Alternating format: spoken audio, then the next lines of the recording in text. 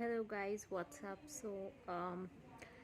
हम बहुत जल्द जोग्राफ़ी की सीरीज़ चालू करने वाले हैं ताकि आपको एक आइडिया हो कि geography as a discipline, as a field of study, इसमें क्या क्या कवर होगा।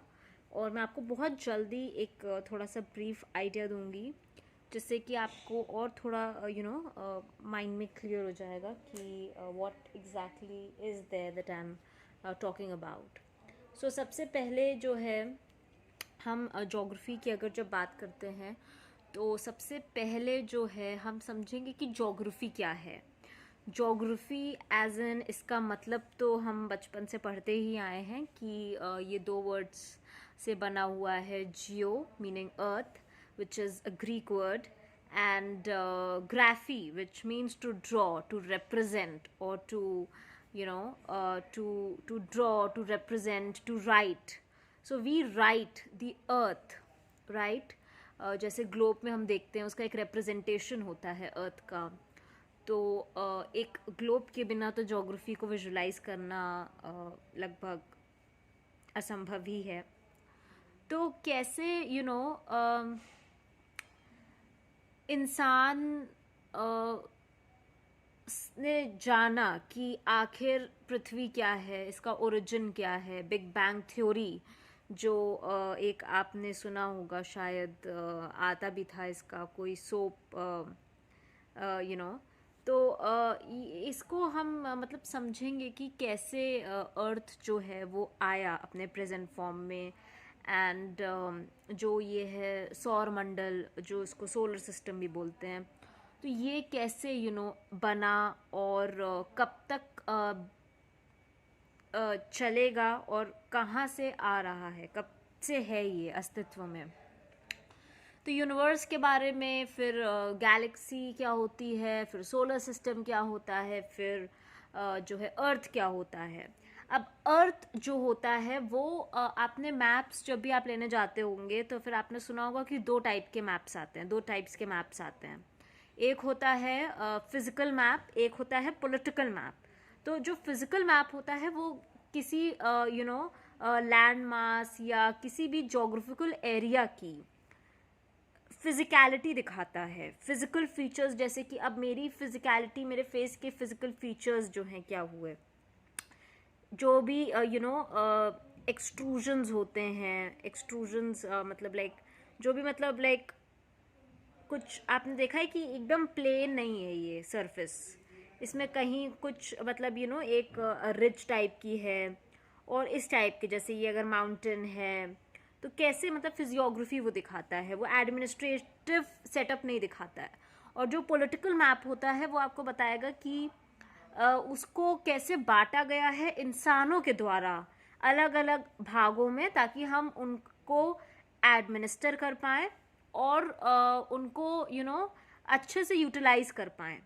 अब अलग अलग रीजन्स में, जैसे कि इंडिया का अगर पॉलिटिकल मैप जब हम पढ़ेंगे समझेंगे तो हम देखेंगे कि कैसे 29 स्टेट्स हैं, यूनियन टेरिटरीज हैं।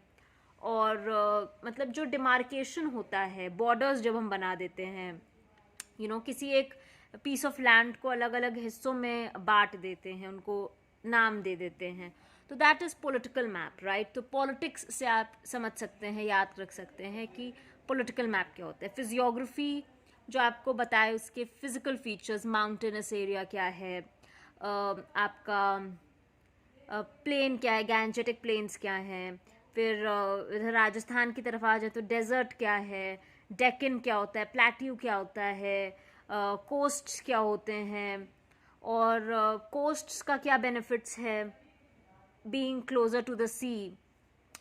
तो ये सारी बातें। और अगर जोग्राफी इज़ वन सब्जेक्ट जो हर whether it be history, political science, sociology, economics, agriculture, you name it, and it has something to do with geography, with the work, with the with something to do with geography. I mean, your knowledge of geography will never ever go to waste, no matter what your field of study is, no matter what your area of interest is, no matter which industry you work in, what cause you work for.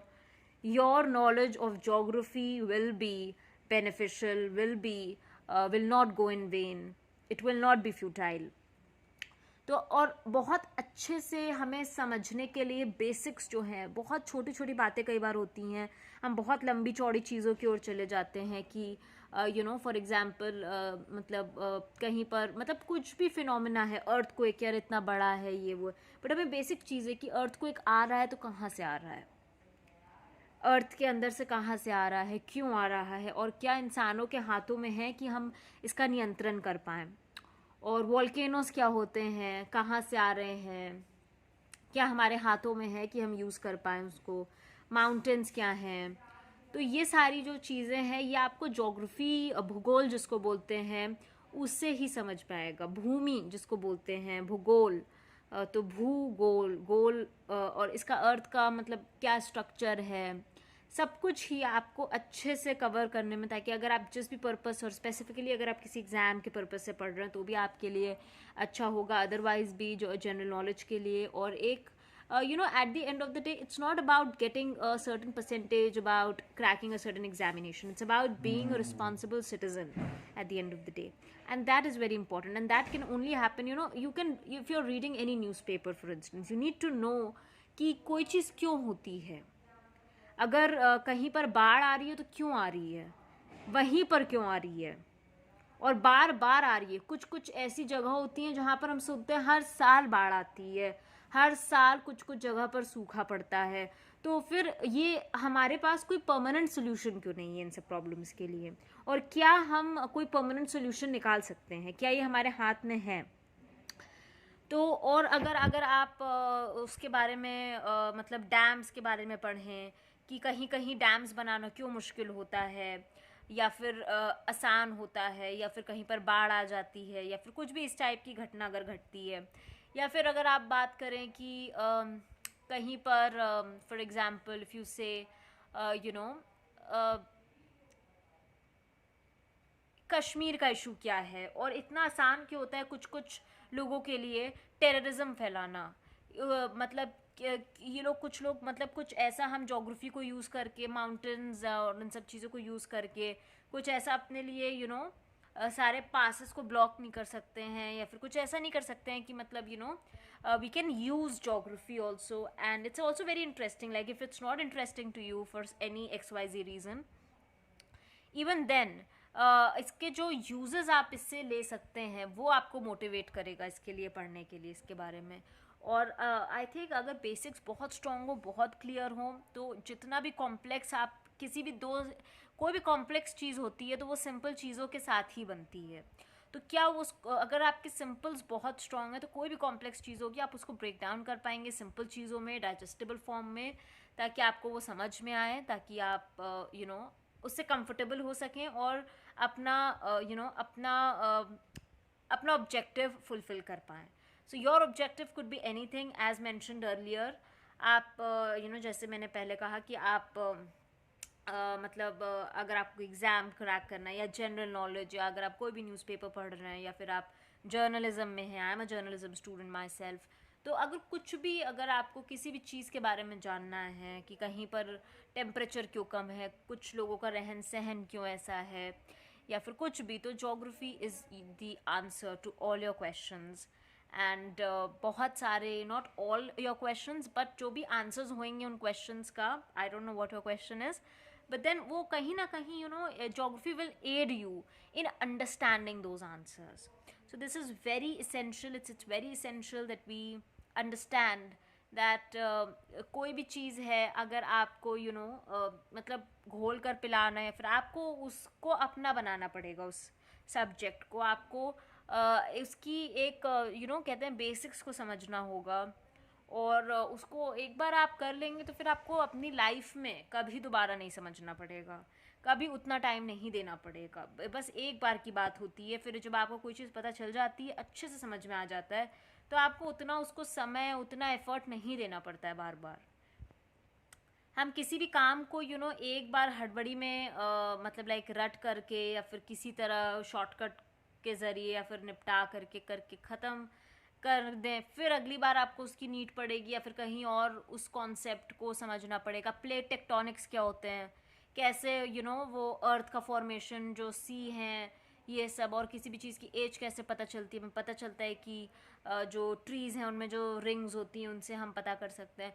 तो even if you are studying history like the Rig Vedas और whatever, you will understand that geography plays a significant role. So I am sure that, और अभी तो 2 मैं डाल भी चुकी हूँ, जो 2 वीडियोज़ डाली हुई हैं कि मैप कैसे बनाते हैं, और जो है व्हाट इज़ जोग्राफी. बाकी और भी सक्सेसिव इसके और भी वीडियोस आएंगे, और बाकी जो हैं और भी सब्जेक्ट्स हैं, इकोनॉमिक्स, पॉलिटी, हिस्ट्री, और फ़िलासफ़ी, साइकोलॉजी तो बहुत, लेकिन ये ऐसे सब्जेक्ट्स हैं इनमें रोज़ रोज़ रिसर्च नहीं होती है.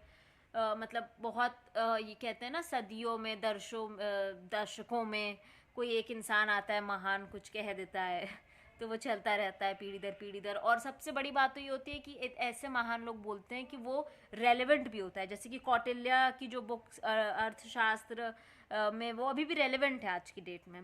तो वो सब चीज़ें, कुछ कुछ चीज़ें जो हैं, आपको उनकी भी वीडियोस मिलेंगी जो आपको इंटरेस्टिंग लगेंगी. आप अपने आप को रिलेट कर पाएंगे, आप अपने अराउंड और अपने आप को सजग महसूस करेंगे, अवेयर महसूस करेंगे.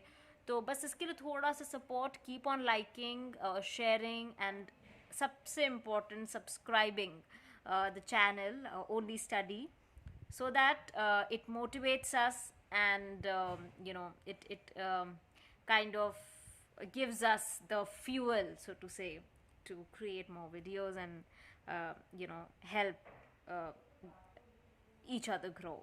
Thank you so much.